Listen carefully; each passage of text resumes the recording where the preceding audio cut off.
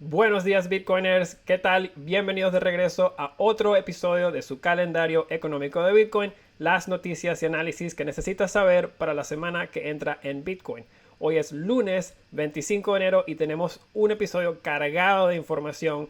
Esta semana tenemos la primera reunión de la Reserva Federal del año 2021 y la primera bajo el presidente Joe Biden. También tenemos una lectura del Producto Interno Bruto de los Estados Unidos. También tenemos ganancias que van a reportar 13 de las 30 empresas que hacen parte del Dow Jones 30, del índice industrial de las acciones de Estados Unidos. Y por último, vamos a estar analizando la dinámica de mercado de un short squeeze y un long squeeze. En español eso se traduce a un apretón largo y un apretón corto. Vamos a hablar de qué son estas dinámicas de mercado, qué oportunidades presentan y cómo se pueden preparar o posicionar los inversionistas para beneficiarse o protegerse de estos potenciales fenómenos del mercado. Mucho que cubrir hoy, así que entremos a nuestro análisis. Y arrancamos como siempre con Bitcoin. Mirando aquí la gráfica, vamos a irnos a la gráfica de la semana. Vemos que la semana pasada fue la segunda semana consecutiva de pérdidas para Bitcoin. Vimos que cerró la semana en 32.288, abajo 9,86%. Durante la semana también vimos otras noticias importantes. Puntualmente vimos que el premium del Grayscale Bitcoin Trust se redujo a un nivel mínimo histórico de 2,79%. Vemos que la última vez que había estado cerca de estos niveles fue en 3,03, casualmente en marzo del año pasado. Esta noticia sí tiene un impacto importante en las dinámicas de la industria de Bitcoin y vamos a estar hablando un poquito más en detalle acerca de qué son esos impactos en nuestra sección de qué tenemos por delante para la semana. Adicionalmente, volviendo a la gráfica, también tenemos titulares importantes que ocurrieron a través de la semana, como fue el de Michael Saylor anunciando que su empresa MicroStrategies había comprado el dip de Bitcoin una vez más, añadiendo $10 millones a sus reservas de Bitcoin, comprándolas a un precio promedio de 31.808. Aunque es una compra pequeña en comparación a la posición que ya ha acumulado MicroStrategies, Saylor probablemente ve valor o potencial valor o beneficio en señalarle a la industria de que continúa habiendo apetito institucional para la compra de Bitcoin en los niveles de los 30.000 bajos en punto de vista de precio. Adicionalmente y no menos importante, tuvimos la noticia de que nada más y nada menos que BlackRock, el manager de activos profesional más grande del mundo, se dice que va a permitirle acceso a 2 de sus fondos a que participen en Bitcoin a través de los mercados de futuros.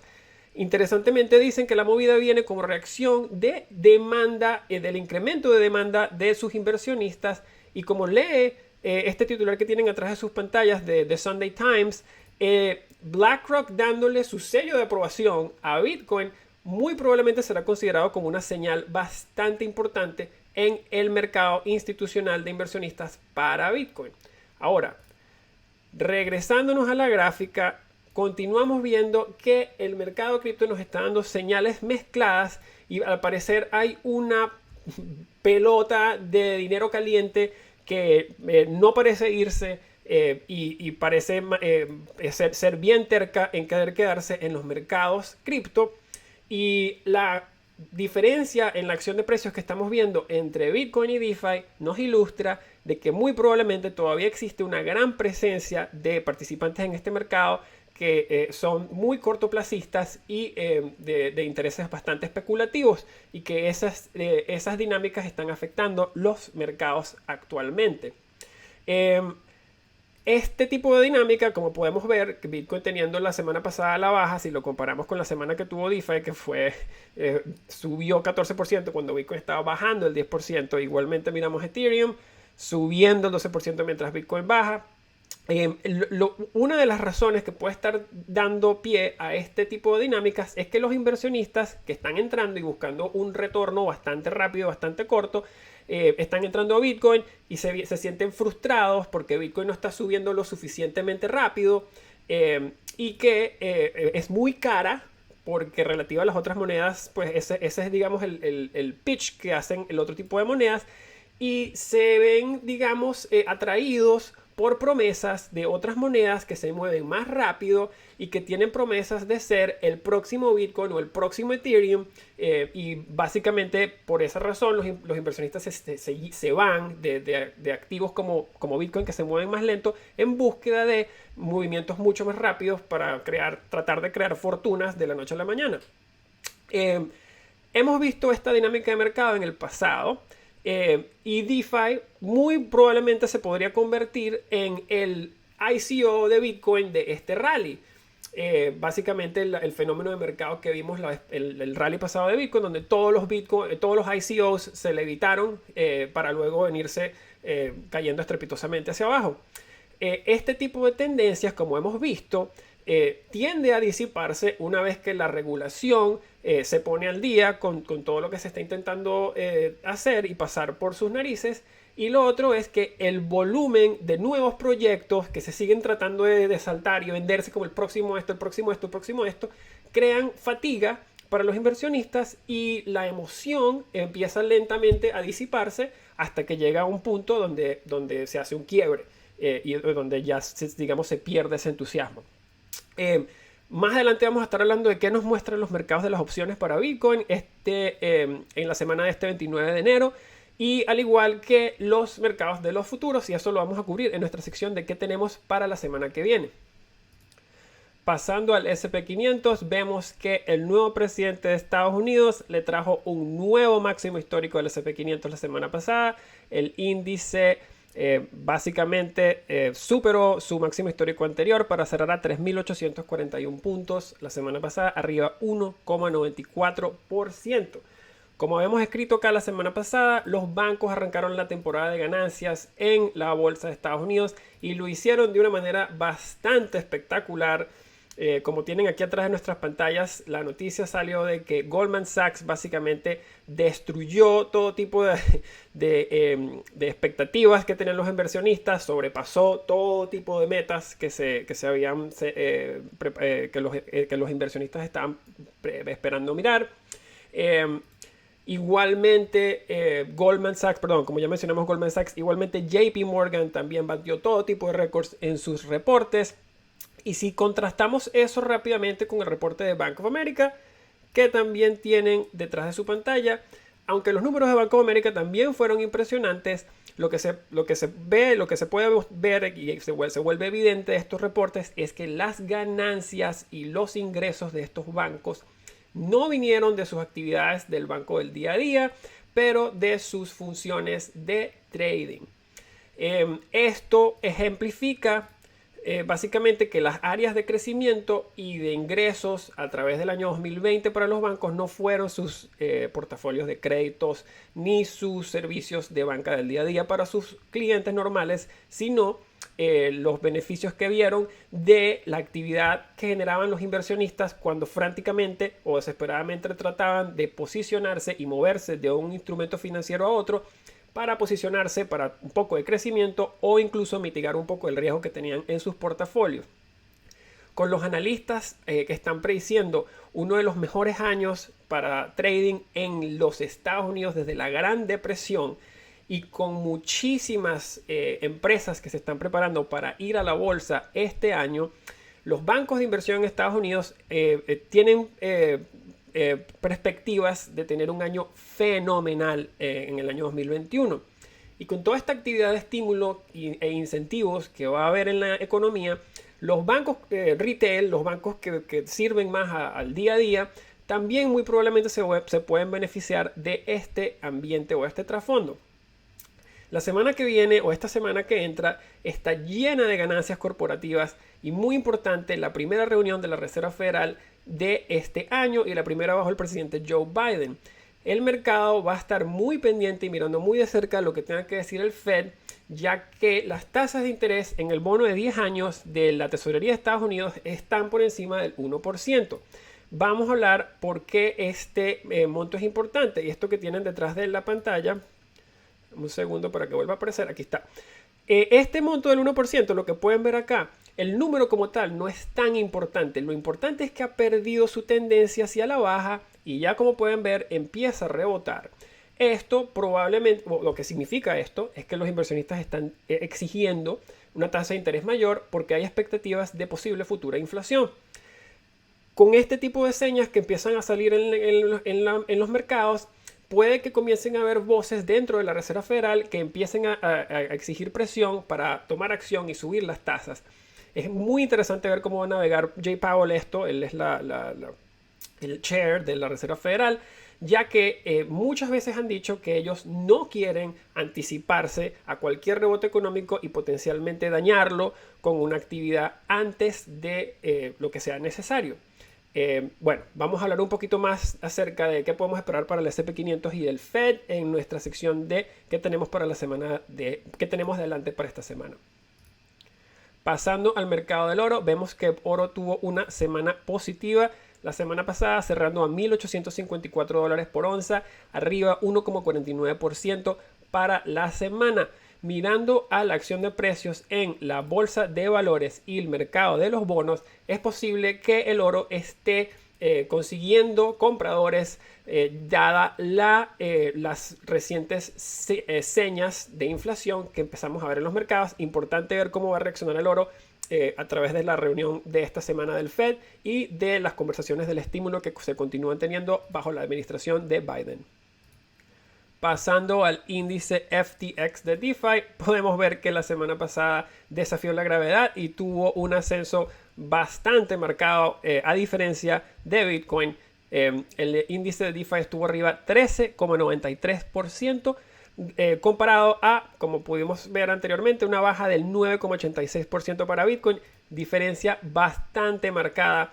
Sin embargo, uno de los catalizadores más importantes para el sector de DeFi la semana pasada probablemente fue la noticia que salió de la administración de Biden, donde mencionaron que el presidente Biden había pausado la propuesta que se había puesto delante por la administración anterior para potencialmente regular las carteras de cripto y requerir KYC o conocer a tu cliente de ciertas plataformas.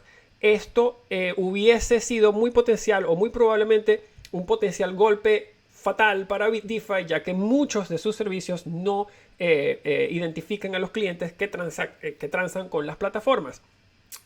Probablemente esta noticia y la euforia que venimos comentando que existe en los mercados ayudó a que el índice de DeFi, aunque teniendo mucha volatilidad, vemos que en la misma semana que llegó a un máximo histórico estuvo abajo 23%. Estas 3 semanas que podemos ver aquí han seguido un patrón de baja, máximo histórico, baja, máximo histórico, baja, máximo histórico. Esto es interesante. Ya vemos que el índice se ha casi duplicado desde donde estaba en septiembre de este año anterior. Vimos que la máxima fue el 3.300 y piquito. Ahorita estamos a 6.200 en cuestión de 3 semanas. Potencialmente esto pudiese seguir pasando semana tras semana hasta que se acabe el dinero de retail que está persiguiendo estos trades, o retail migre a la próxima actividad que sea más atractiva, que no sea DeFi. Vamos a estar hablando de cómo puede ser, cómo afecta, digamos, esta volatilidad y estas dinámicas de mercado a los posibles activos. Como vamos a hablar seguidamente, en la sección que continúa vamos a hablar de lo que es un short squeeze y un long squeeze. En español eso se traduciría a un apretón largo o un apretón corto. Estas son dinámicas de mercado que causan mucha de esta volatilidad que se percibe en el índice de DeFi y que también se puede percibir en otras acciones en la bolsa como lo es GameStop. Esas dos dinámicas de mercado las vamos a comparar. Un apretón hacia la baja y un apretón hacia la alza. ¿Y por qué ocurren y qué significan? Así que entremos a nuestro análisis de los squeeze. Ok, en la sección de tendencias de mercado de hoy vamos a hablar de qué es un squeeze o un apretón, tanto a la larga como a la baja, hacia arriba o hacia abajo. Para empezar, vamos a hablar de qué es un squeeze y vamos a definirlo en su palabra en inglés, ya que si lo quieren buscar o leer más acerca de este fenómeno, lo pueden hacer en internet. La gran mayoría de la literatura que van a conseguir está bajo el concepto del nombre squeeze, S-Q-U-E-E-Z-E. ¿Qué es un squeeze? Pueden pensar en un squeeze como una situación en la cual un inversionista tomó un préstamo de algún activo para llevar a cabo una transacción financiera y ese inversionista es obligado o forzado a cerrar esa posición y devolver el activo que tomó prestado. La razón más común por la cual inversionistas toman activos prestados en un mercado es para irse largos o para irse cortos.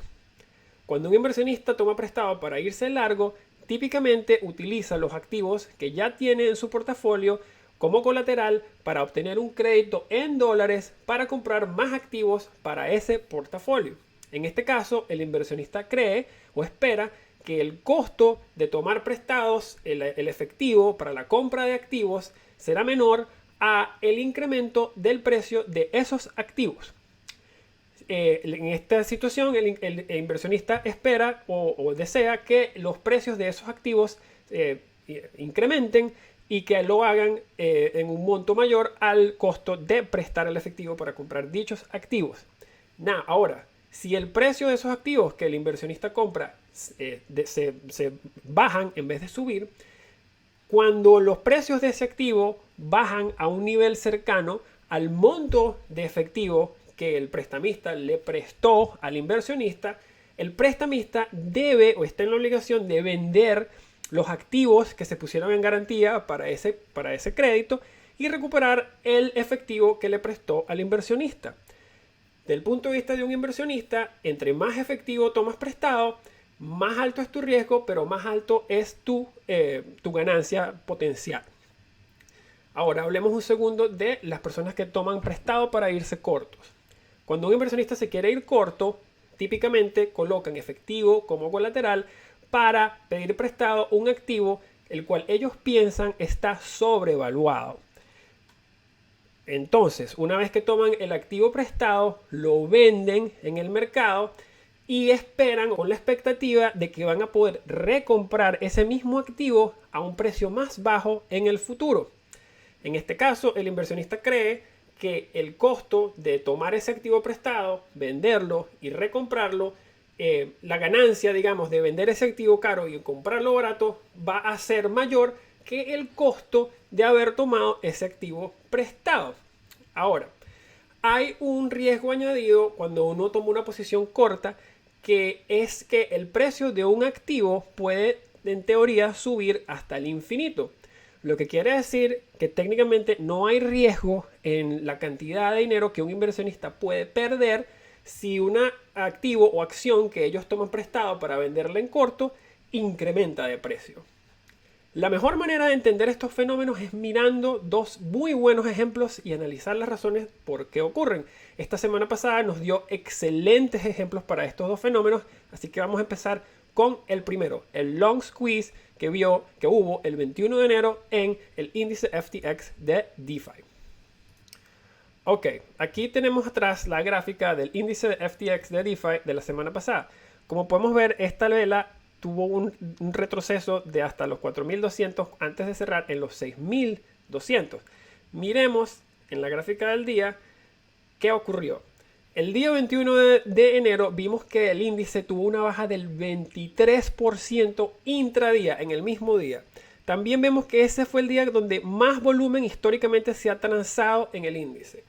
Estas dos cosas nos señalan de que pudo haber un long squeeze acá. Y el otro pedazo de data que nos parece muy importante es que si miramos los funding rates de los perpetual swaps de Ethereum y de Aave, que dos partes importantes de este componente, podemos ver que por ejemplo en el caso de Aave, si miramos su funding rate de los últimos 30 días, vemos que está en 0.06. Si miramos la actual, vemos que está en 0.01. Quiere decir que se ha reducido el funding rate de este perpetual swap bastante, por bastante se ha reducido. Si miramos el caso de Ethereum, vemos actualmente está en 0.04 y el promedio de los últimos 30 días es 0.08, que también vemos que ha sido una baja bastante significativa en el funding rate de este perpetual swap. ¿Qué nos quiere decir esto? Que los niveles altísimos de leverage se han básicamente reseteado dada esta bajada enorme que hubo en la semana pasada. ¿Por qué ocurre esto? Una muy buena pregunta. Típicamente en estos mercados, cuando un inversionista ha tomado demasiado prestado para comprar los activos en los que están participando. Los inversionistas sofisticados tienen herramientas para ver, como ya nosotros estuvimos tratando de ver con los perpetual swaps, cuando estos niveles pueden estar llegando a puntos extremos, y en este caso crean una oportunidad de mercado muy interesante para este tipo de inversionistas, ya que cuando ellos ven que un inversionista, o en general los inversionistas han tomado demasiado prestado para subir, digamos, estos índices de DeFi, y las tasas de los funding de los perpetual swaps están altísimas, ellos saben que si el precio de estos activos baja, así sea muy poquito, se va a crear una cascada de ventas forzadas de personas que tienen que pagar los créditos en sus portafolios. Entonces, ¿qué hacen?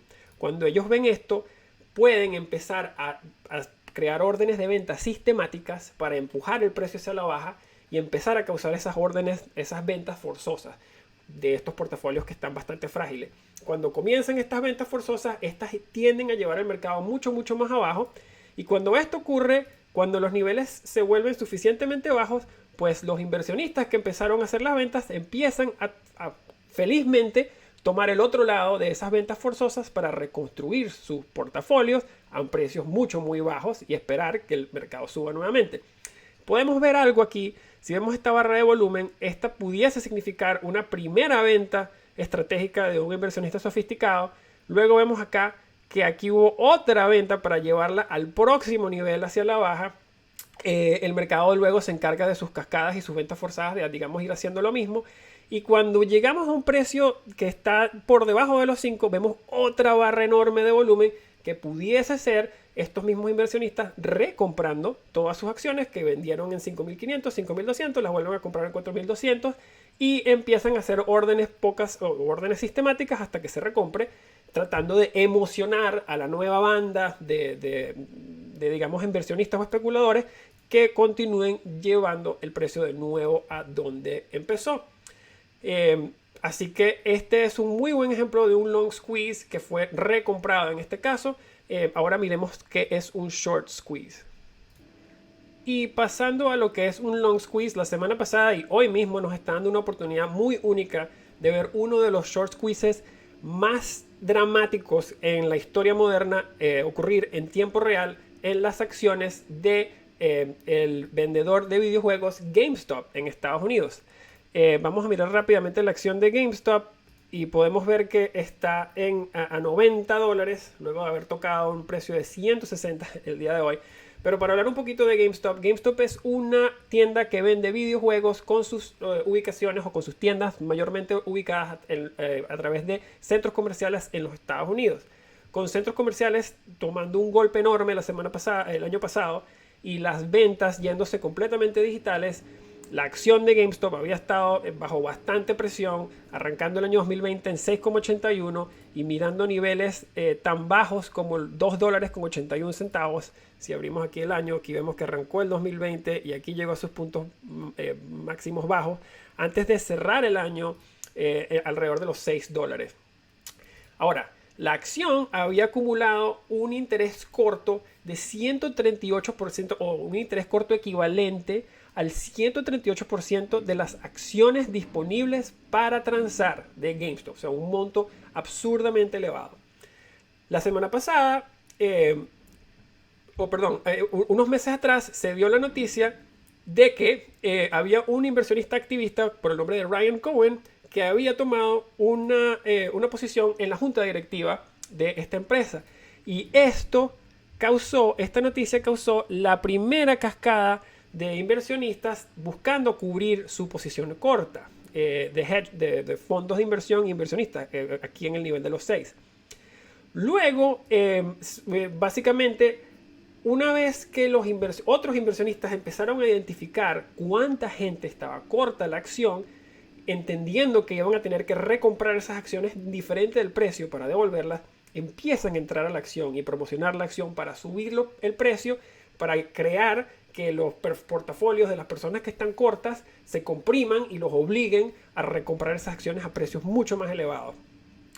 El día viernes las cosas se fueron a completamente otro nivel cuando uno de los short sellers, de los vendedores en corto institucionales más grandes, Básicamente salió y dijo que las personas que estaban comprando GameStop a estos niveles eran suckers o tontos, lo cual básicamente dio comienzo a uno de los rallies más grandes que ha habido en la historia de esta acción, causando que cerrara el día viernes, básicamente un alza del 100% de su precio, como podemos ver acá, lo cual fue absurdo. Para el 2021 esta acción ya está arriba 245%. Aunque este es un caso extremo, el caso de GameStop es un gran ejemplo de que los inversionistas que entienden las dinámicas de dolor que los mercados o este tipo de posiciones crean, se pueden organizar e ir tras otros participantes que saben están en situaciones comprometidas. Esto es cierto en ambos ejemplos y es la razón por la cual es muy importante entender estas dinámicas de mercado como un inversionista.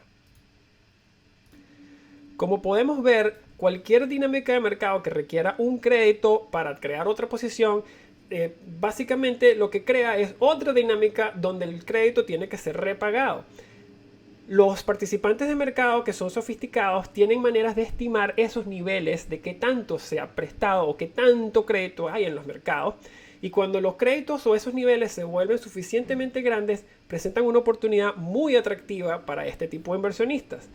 Es por eso que aquí seguimos los índices de funding de los perpetual swaps, al igual que los niveles de interés corto en Bitcoin, ya que estos indicadores pueden decirnos cuándo puede estar presente la volatilidad en los mercados.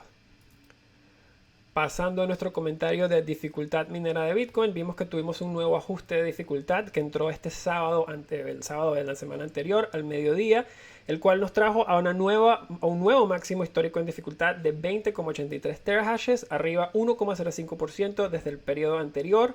Los tiempos entre bloques están de nuevo a un promedio de aproximadamente 10 minutos y el mempool ha bajado bastante o significativamente y actualmente se encuentra en los niveles que teníamos en diciembre. Y los costos de transacción y los tiempos de proceso deben estar mucho más cercanos a la normalidad esta semana. El nuevo ajuste de dificultad nos muestra ya otro nuevo pequeño incremento en dificultad a un nuevo máximo histórico de 21,03 teras. Sin embargo, los mantendremos al tanto de cualquier otro desarrollo importante y sí esperamos que continúe entrando hash rate a la red para equipararse con el reciente incremento en precios. Y como siempre los dejamos con qué podemos esperar para esta semana que entra. Como hemos hablado anteriormente, esta semana es la primera reunión de la Reserva Federal, la cual ha sido una voz de confort para los inversionistas desde que comenzó la pandemia. Y esta reunión está programada para el día miércoles y sería la primera bajo el nuevo presidente Joe Biden. Los analistas están esperando que el Fed continúe dando apoyo y digamos palabras de apoyo a los inversionistas y negocios en los Estados Unidos. Y la decisión de política monetaria del Fed, la cual será comunicada el miércoles a las 2 de la tarde, muy probablemente impactará a los mercados, así que es importante tener esa fecha y esa hora en mente. Adicionalmente, esta semana recibimos lectura del Producto Interno Bruto de Estados Unidos el día jueves. Aunque los analistas están esperando un incremento del 4%, crecimiento del 4% de la economía de Estados Unidos este cuarto para estos últimos 3 meses del año 2020, es importante tomar en cuenta que la anterior fue un incremento económico del 33% en la economía de los Estados Unidos.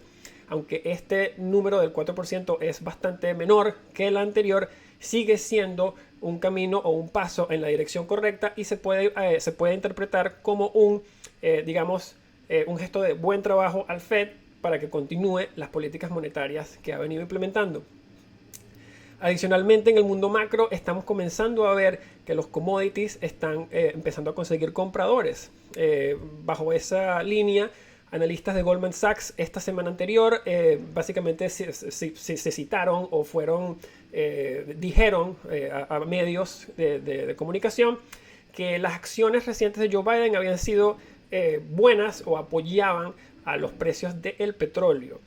Y con un potencial para inflación en los Estados Unidos y más actividad, digamos, en los comercios normales comparado a los mercados financieros, esta parte del ciclo típicamente tiene a los inversionistas empezar a cambiar su mirada hacia las acciones industriales para áreas de posible crecimiento industrial. Con los commodities que han tenido un precio suprimido y bastante interés suprimido por un tiempo bastante prolongado, es posible que los inversionistas comiencen a ver a este sector para las próximas oportunidades de crecimiento. Así que importante tener en cuenta la relación entre los precios de commodities y las acciones FAANG, como lo son Facebook, Apple, Netflix y Google, ya que esta relación nos puede empezar a mostrar cuando se está cambiando el interés de un sector y entrando al otro. Afuera de las lecturas macro, tenemos 13 de los 30 componentes del Dow Jones Industrial 30 de los Estados Unidos. Ese es el índice de las empresas industriales que reportan. Eso es casi la mitad del índice, lo cual puede llevar a una semana de bastantes volúmenes y movidas decisivas en algunos de los índices en Estados Unidos. Desde el punto de vista de Bitcoin, estamos viendo bastantes dinámicas de mercado interesantes. Una de ellas es, como mencionamos anteriormente, la compresión del premium del fondo GBTC a puntos históricos, y esa probablemente es la que más impacta los mercados de Bitcoin, y que no, digamos, es una de las cuales el impacto es bastante alto relativo a la cobertura que ha recibido esa noticia. Y aunque eso no quiere decir que estas oportunidades de mercado se están volviendo más competitivas, la contraparte de ese argumento es que hay muchas más instituciones tratando de tomar ventaja de estas oportunidades de mercado, lo cual le da mucha legitimidad y mucho más liquidez al espacio. Mirando el frente de las opciones, tenemos que Bitcoin tiene un bloque de interés abierto bastante importante en el strike de los $52,000 para este 29 de enero en Deribit.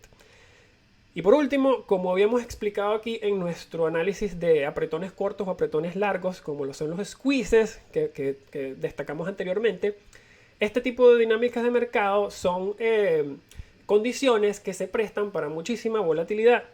Y aunque los funding rates de los swaps perpetuos han estado, digamos, reseteados luego del squeeze de la semana pasada, siguen habiendo muchísimas señales de que retail y actividad especulativa está muy presente todavía e incluso puede estar fortaleciéndose. Importante tomar esto en cuenta para las semanas que entran, ya que, como mencionamos, puede llevar a bastante volatilidad. Como siempre, los vamos a mantener informados de cualquier información relevante a través de nuestras redes sociales y a través de aquí mismo el calendario económico de Bitcoin. Si aprendieron algo o disfrutaron este video, los invito a que se suscriban, le den like y lo compartan. Y si todavía no tienen una cuenta en Ledn, los invito a que visiten ledn.io y aprendan cómo pueden empezar a ganar 6,25% anual en su Bitcoin y 12,25% anual en sus dólares digitales USDC. Muchísimas gracias a todos, espero hayan disfrutado de esto y nos vemos la semana que viene.